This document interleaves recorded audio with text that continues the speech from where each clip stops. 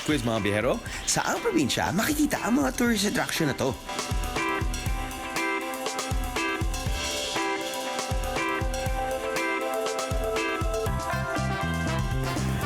Banawe?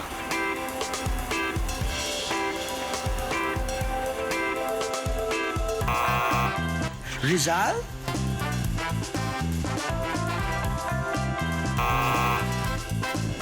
Siquijor?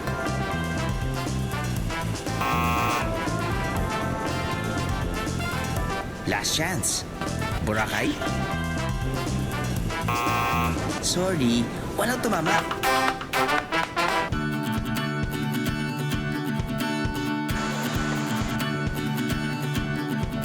Ihanda ang inyong ballpen at papel and be ready to take notes dahil ito na yata ang pinakasulit nating biyahe.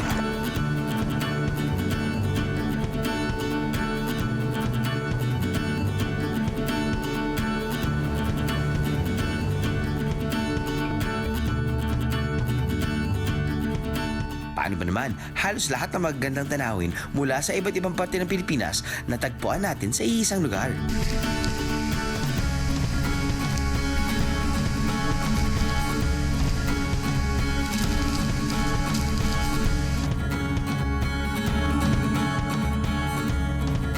Just pack your bags because we're going to Anda Bohol.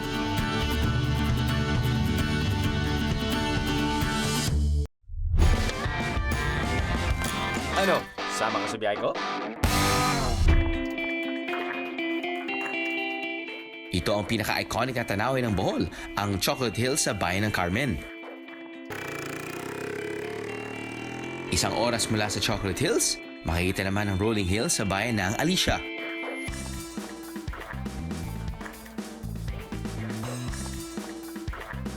Tila mga baby chocolate hills ang nabuo sa bayan na to.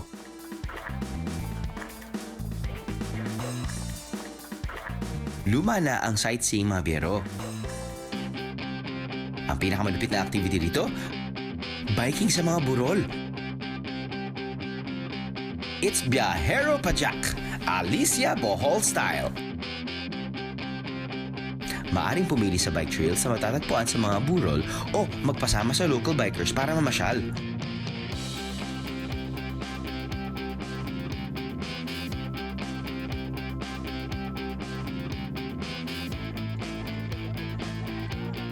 Nakapasyal ka na, naka-exercise ka pa. Plus, you get to meet new people. O panalo, di ba?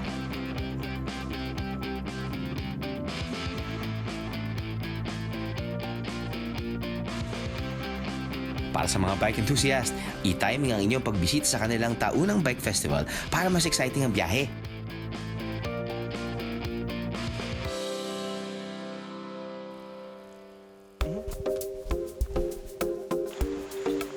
Ang isang bagay daw na madalas hanapin ng mga biyahero sa Anda Bohol ay ang kanilang hidden cave pools na sikat ngayon online.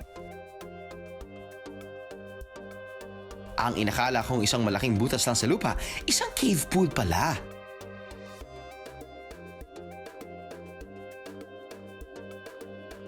Ang Cabagnaw Cave ay may lalim na 25 feet mula sa bukal at dagat ang tubig sa pool kaya magkahalong tabang at tubig alat ang laman nito. Dahil low tide, medyo mababaw pa raw ang tubig ngayon kaya kitang-kita ang mga stalactites sa gilid ng buwangan ng kuweba.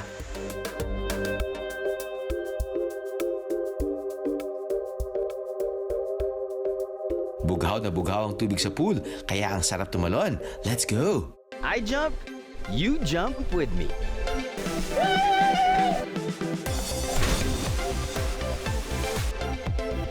Perfect ang lamig ng tubig at ang linaw pa. Woohooy! Swak para sa mga gusto mag-snorkeling.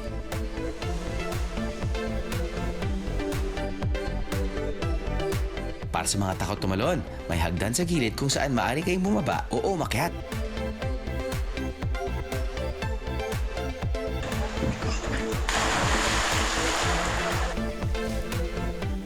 ₱50 lang ang bayad at up to sawa na kayo sa katatalon at kalalangoy sa cave pool.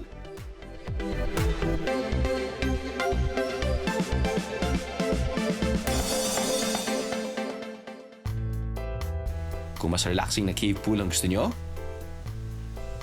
bisita bisitahin ang Convento Cave. Isang butas sa paanan ng bundok ang inyong makikita. Pagpasok, may maikling hagdan pababa. At sa loob, natural pool ang sahig ng kuweba.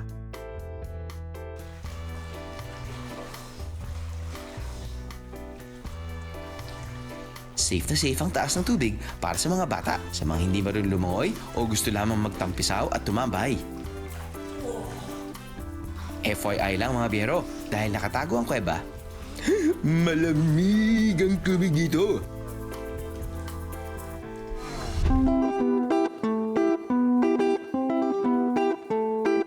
As you know, isa sa mga fini-feature namin pagkain ay ang mga otop or yung tinatawag nating one town, one product.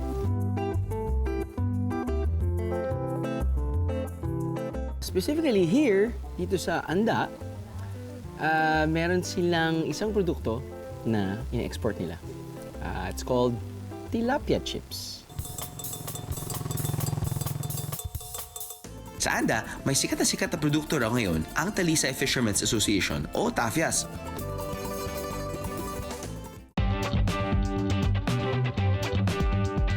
Tilapia chips, ang level up ng chichirya dahil healthy ang sangkap, tilapia at mga gulay.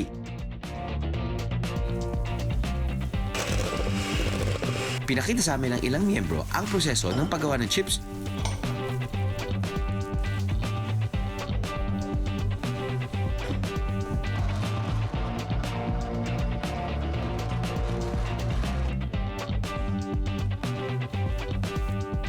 Mano-mano pa ang sistema sa paggawa. Okay na rin para mabigyan ng trabaho ang mga miyembro ng asosasyon.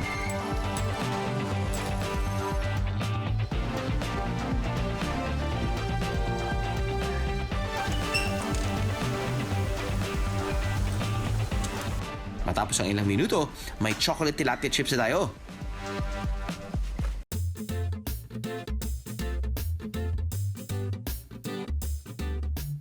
And then you've got like different flavors. This one is garlic, ginger, calamansi, chocolate, and hot chili. So, isipin nyo, tilapia chips. Yeah, ako rin eh. Medyo nagulat ako nung feature namin sa Nueva Ecija, ang tilapia ice cream. Yun yung medyo out of this world. Shredded tilapia, hinalo dun sa vanilla ice cream with cheese. Kakaiba yun. But this one, I think this is, feeling ko parang mas bagay. You know, kung titingnan mo yung ingredients nila, usually kasi, di ba, as a rule, kung anong nauna, yun yung mas madami. Correct? This case, naunang flour, then tilapia, which is a good sign. Then garlic, egg, squash, malunggay, and so on and so forth.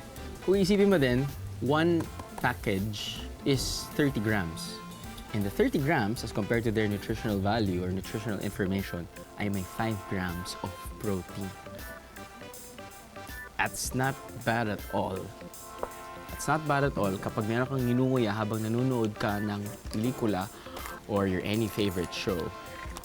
At least, it's not just junk. Diba?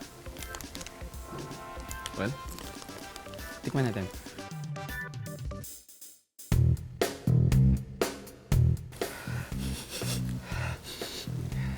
I'm sure inaamoy nyo rin yung pagkain. Aha!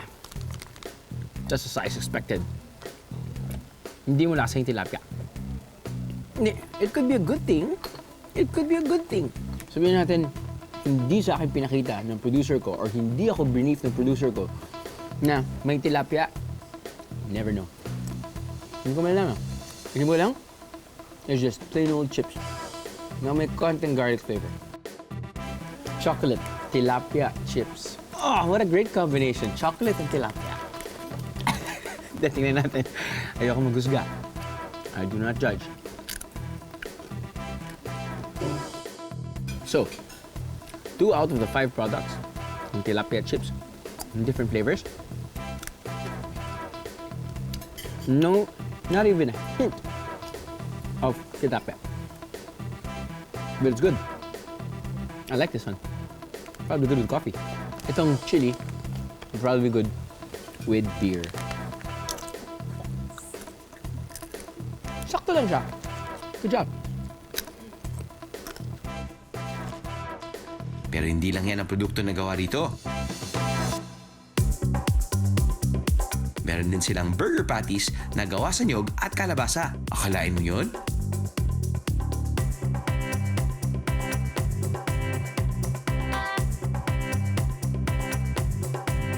Meron ding ice cream na may kakaibang flavors like peppermint,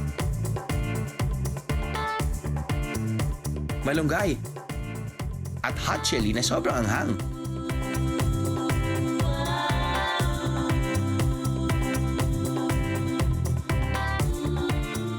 Pinasok na rin nila ang handicraft sa paggawa ng mga coconut bracelets. At ang pinaka-controversial nilang produkto, ang Coco Bra. Bra na gawa sa bao ng nyog. Pang island life.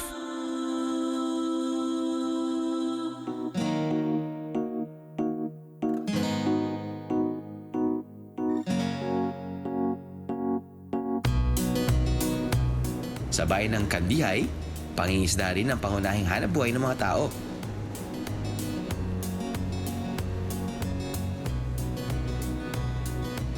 Kilala rin sa bayan ito ang isang klase ng alimango.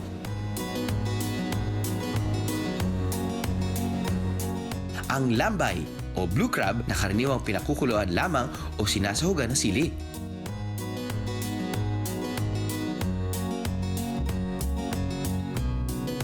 May seaweed farm din dito kaya isa rin ito sa kanilang mga produkto.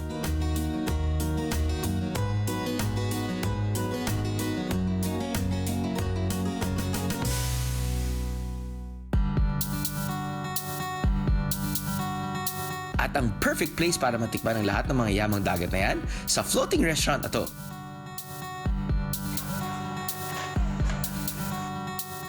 Bukod sa lambay at kinilaw na seaweed, meron din silang iba pang putahe.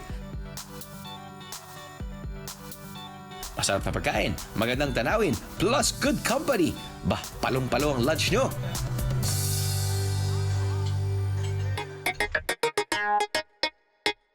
Rolling Hills, Alicia. Cave Pool ng Cabagnaw Cave.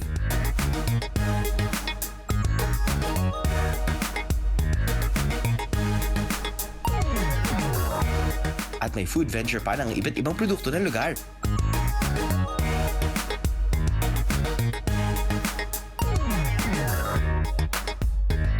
Parang kota na ba tayo sa biyang to?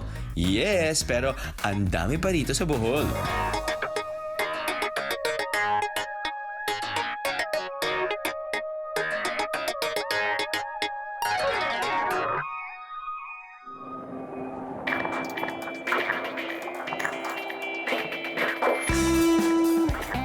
Hindi kayo nagkakamali mga biyero, rice terraces ang inyong nakikita. At oo, narito pa rin tayo sa Bohol, dito sa bayan ng Kandihay. Palay o bigas ang isa pang produkto ng Kandihay. At ito ang top rice producing town sa Bohol dahil sa dami ng rice terraces dito.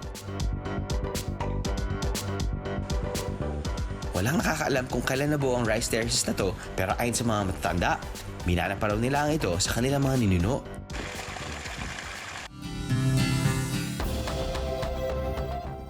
Isa lang ang tsak, hindi ito magpapahuli sa kagandahan kumpara sa ibang parte ng bansa. Hindi lang ang rice terraces ang dinaray sa lugar na to. Balita ko, may nakatagong surpresa raw sa baba.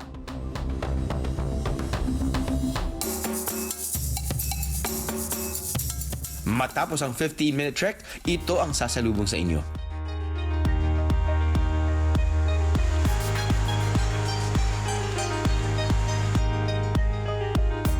...60 feet ang taas ng Kanumantad Falls na dinadaluyan ng tubig mula sa Kandapdapan River. Ito rin ang pinakamataas na talon sa Bohol.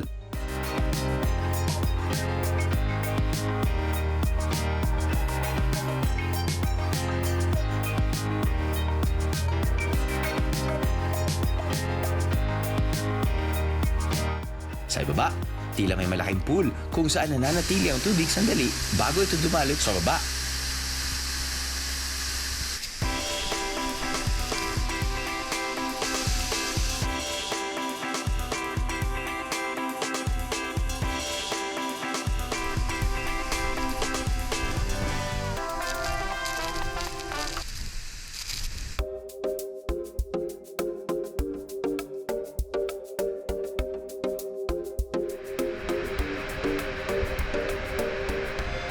Malakas pa rin ang daloy ng tubig at may mga natural pool kung saan maaring lumublob.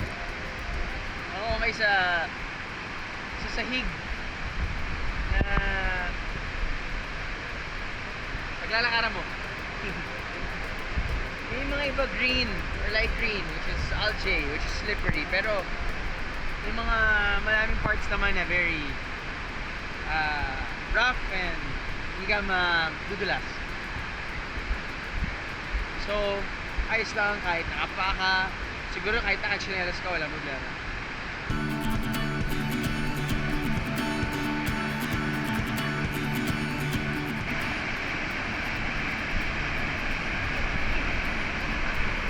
Please give me my bubble bath. Sorry. Bubble bath soap.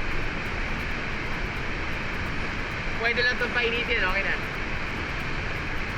Natural bathtub. Initial feelings or initial thoughts. Malapit ka dito, parang matalan ba ako dyan? Parang ang lakas na rumarag sa tubig. Pero sabi naman tour guide na hanggang dito. Ako mga 6'2" ako eh, so baka may naman kayo.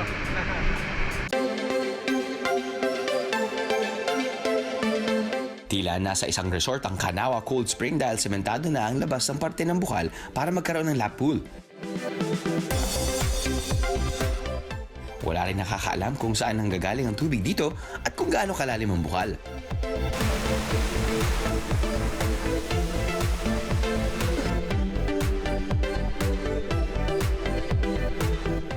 Para mapangalagaan ang lugar, nilagyan ng lokal na pamahalaan ng mga lamesa, dressing room at tamang daan ang paligid ng bukal.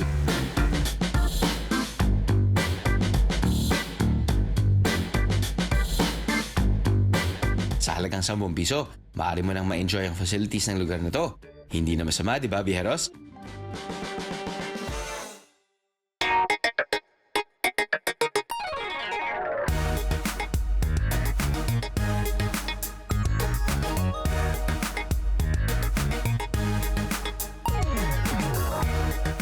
Uy! Ano kayo nakapasok sa kwarto ko? Sige, mamaya na yan. Pero okay lang. Ito yung breakfast setup dito sa Anda White Beach Resort. Not all rooms have this. Parang balcony facing the beach, but this is one of the 10 rooms that they have, and good. You have the option to, well, besides hanging your clothes, you have the option to have your breakfast set up here. Excuse me, your Filipino. Your favorite Filipino breakfast. Tocino. Kanina may dalawang estreladong itlog or sunny side up dito.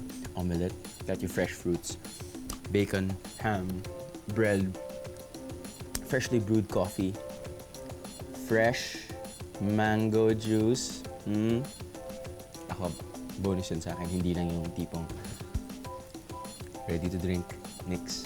Anyway, yeah. Might as well give you a tour. Big bed, of course, air-conditioned room, flat screen TV. You have your refrigerator, cabinet, banyo malinis, shower, trono, lababo, sarado. Medyo number 2 na ako yan. See you later. Aside from my beachfront bungalow, meron din silang rooms good for 2 to 3 persons at family room.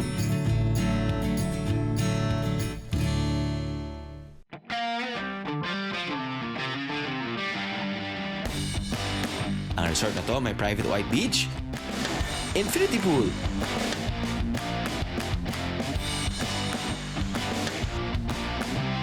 may restaurant,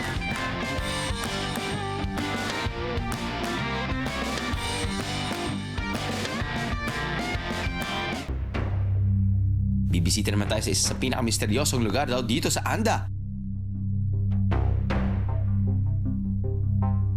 Ang Lamanok Island.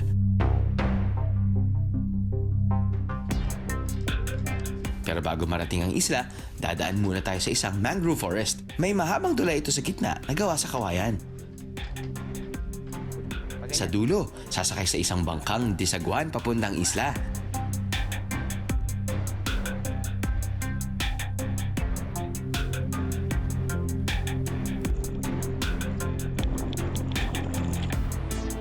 Kapag low tide, pwede rin maglakad. Pero dahil mataas ang tubig ngayon, nagbangka na lang ako. Hindi pinapayagang gumamit ang bangkang demotor sa lugar na to dahil mabubulahaw daw ang mga espiritu. Pinaniniwalaan kasi na ang isla ay sagradong lugar kung saan nakatira ang mga diwata at espiritu. Noon, tanging ang mga shaman at babaylan lamang ang bumibisita sa isla. Sila ang natatanging nagsasagawa ng ritual. Ang karaniwang inaalay sa mga diwata, manok. At dahil dito, kilala na to bilang Lamanok Island.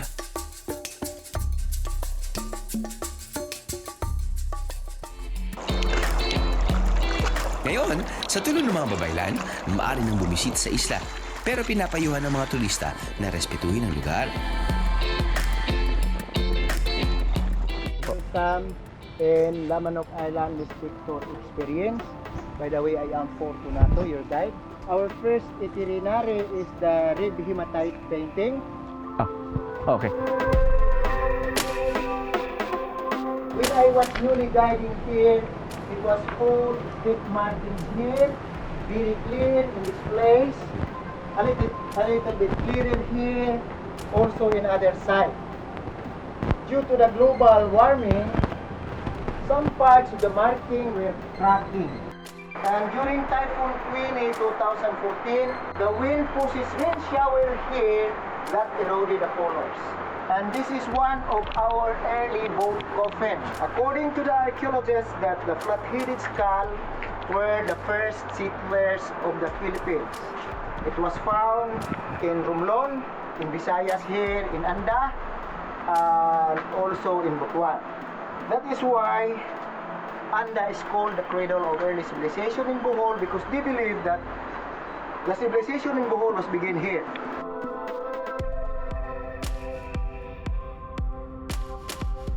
According to most of our guests here told me that this cross, this tree is not a local tree because this is an oak tree. So we believe that this cross was brought by the Spanish here in the Philippines.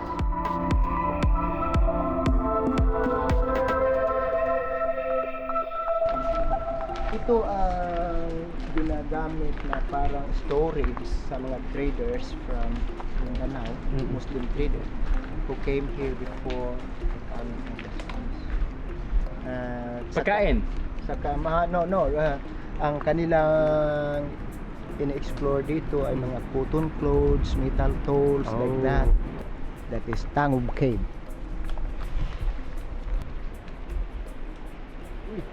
Clam! Ito naman ang giant clam na fossilized na, parang bato na. Mayroon doon sa kabila na isang malaki rin, tinanggal ng mga treasure hunter kasi akala nila mayroong naglagay doon and something hide it at the back. Kaya, kasi hindi naabot ng tubig eh. Opo. Ngayon makita nila ito, akala nila simento ito gawa ng Hapon. Kaya they were trying to destroy here. Nung makita nila ang layer of the clam, sinubukan dito is the same, kaya hindi na sila nagpatuloy.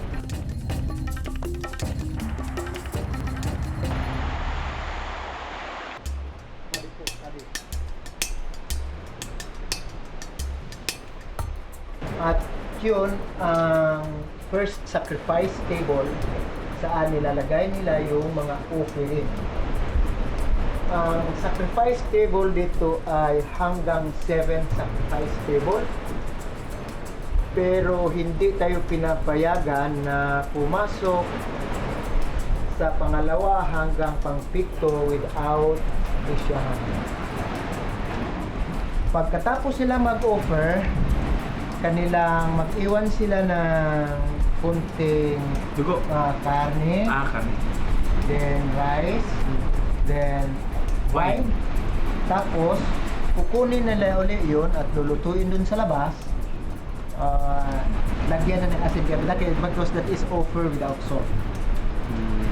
Ganyan talagaan yan ang proseso. at walang pagkain na dadalhin sa bahay, lahat ng pagkain ay uubusin dito.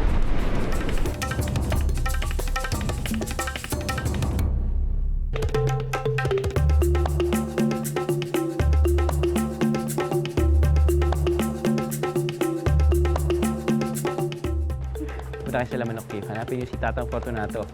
Si Tatang Fortunato will remind you of your old professor and will remind you of your uncle or lolo na kapag tatawag sa'yo, hindi na magbababay. Alam mo yan? Oh, hello? Pak, ganun lang. Wala nang bye-bye. So pag meron siya sabihin, huwag kang mag-expect na let's go. Ganun siya. So, that is...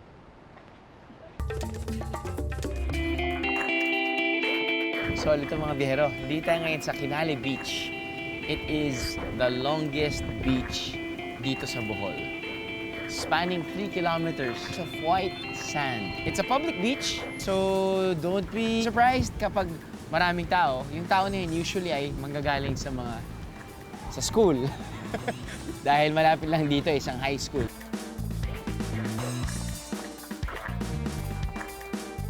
Kapag natugma niyo yung magandang panahon dito sa Anda Beach, medyo wild siya. I just want to put this in because I haven't been here before and for how many years, nagkaroon sila dito ng triathlon event. Nakikita ko lang yung pictures, sabi ko, ang ganda naman doon. Yun, usually kasi mga tao, syempre, kapag hindi pa sila nakapunta sa Tagbilaran, yun yung inuuna nila. Para sa mga taong napuntahan na yung Tagbilaran, Alona Beach, eto na.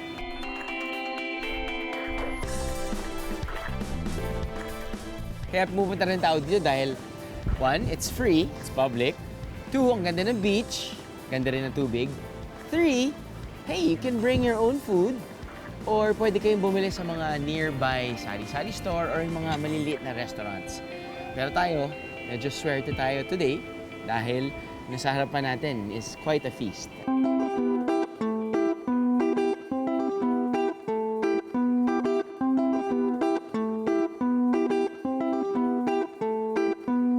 Of course, you have your usual fresh seafood and crab, pinakol.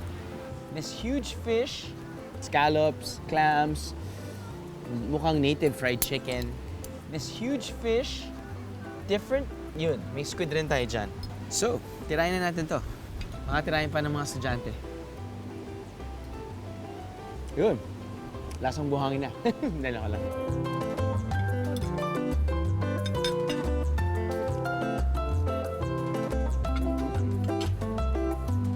Anda.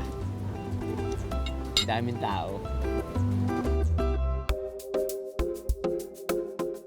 Maliban sa public beach na to, may isang private beach na kilala dahil sa cliff diving.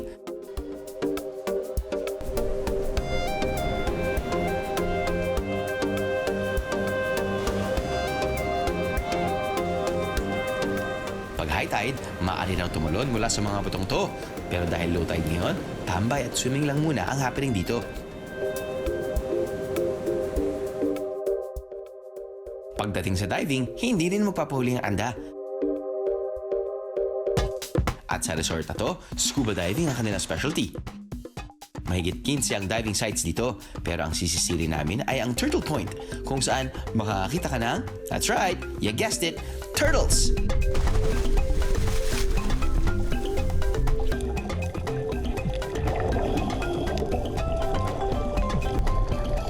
At para sa mga may training sa free diving kagaya ko, pwede rin mag-free dive dito. 4 meters pa lang, marami nang makikitang corals at maliliit na isda.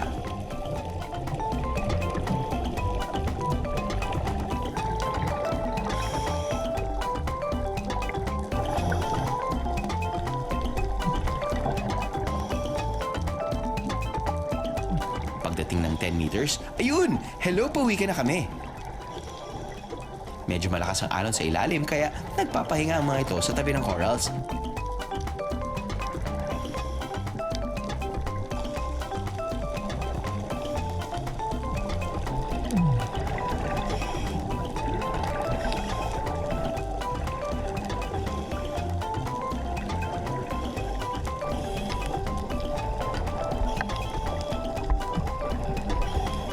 Ang isang to, mukhang sanay sa camera at game na nagpakuha sa aming cameraman. Kaya naman si Ray, natuwa at humirit pa ng selfie. Excuse me, di ba dapat ako at ang pawikan ang kinukunan mo? O sige, ako na ang photo bomber ng taon. Habang busy mag-selfie si Ray, pinulikat naman ng isa pa naming cameraman na si Jeff. At natanggal pa ang isa sa kanyang fins habang paahon. Sa mga ganitong sitwasyon mga biyero, huwag nang subukan pang kunin ang mga equipment. Hayaan na ang mga kasama nyo ang kumuha nito.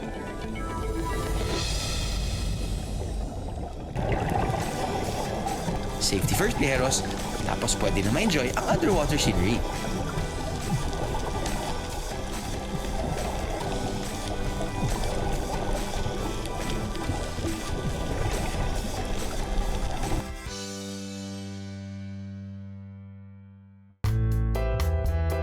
Para sa mga diving enthusiast, ang resort na ito ay may room na good for two with mini sala and balcony.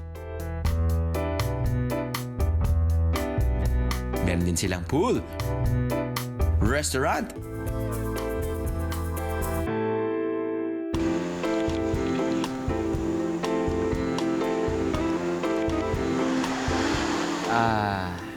Yeah. Yung narinig mo. Narinig mo? Yung alon, kahit madilim. Naririnig mo yung pagputok ng kung ano man yung nasusunog dahil sa bonfire na yon. Yun pa lang, nare-relax ka na eh. No? Anyway, nandito tayo ngayon sa Anda White Beach Resort. Dito sa Anda, of course, meron tayong Kinali Beach. No? That's like 3 kilometers. Good points. It's long. It's public. Wala kang babayaran. But then again, may bad points din because it's public, so marami kang tao. But this one, this is your private beach. If you want privacy, this is what you have. Okay? Now, it's nighttime. They have this mini kubo set up. You can reserve and you can plan ahead para you can dine here sa beach. Kasi syempre, there's nothing like dining sa beach, lalo na kapag gabi. Lalo na kapag kasama mo yung mahal mo sa buhay. Di ba? Correct. Now, so you have your private beach and it's just like steps away from your room. Okay. Sarap na pagkain sa harapan natin. Siyempre naman, majority, fresh seafood.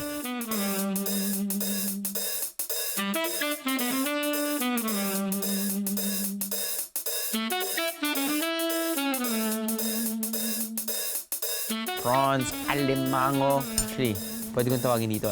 Halimango. Parang halimon, alimango. Halip. Never mind. Halip. Yeah. Pork. You've got your fresh veggies. And may atsara. May atsara din. Perfect. Dahil meron tayong kutsara. Sorry. Mga bihero, take advantage. If ever pupunta kayo sa ibang lugar, lalo na kapag tabing dagat, take advantage of the fresh seafood. Oh yeah.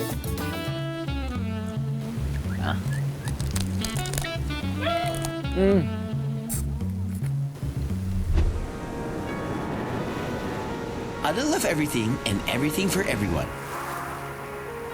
That's the best way to describe Bohol's hidden gem, Anda.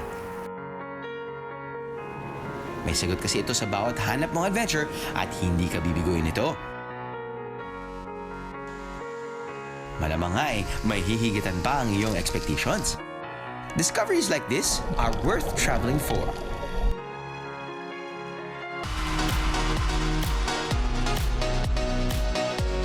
Kaya, biyahe lang ng biyahe.